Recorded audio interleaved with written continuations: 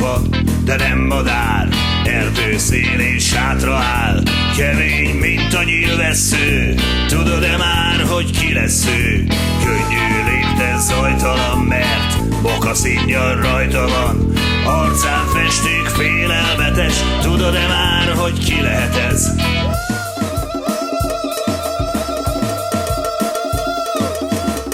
Ha mérges vagyok, harcolok, ha éhes vagyok, hajszolok. Ha kaland kell, kalandozok, én az indián vagyok. Kerúban siklik a víz felett, irigylik mind az emberek. Bátor, erős és ravasz, tudod-e már, hogy ki lehet az?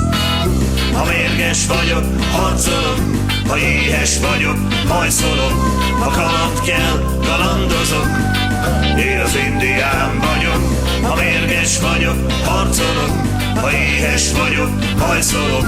Ha kaland kell, kalandozok, én az indián vagyok. Ha mérges vagyok, harcolok, ha éhes vagyok, hajszolok. Ha kaland kell, kalandozok, én az indián vagyok. Ha mérges vagyok, harcolok, ha éhes vagyok, hajszolok. Ha kaland kell, kalandozok, én az indián vagyok. A fürdés az, amikor átkeltünk a homokszigeten. Az arcfestés. Nekem az, amikor a vízbe cápásat játszottunk, a strandolás. Hát az ijaszkodás, meg most ez. Az ijászat! Meg a bölényölés is. A sátorépítés.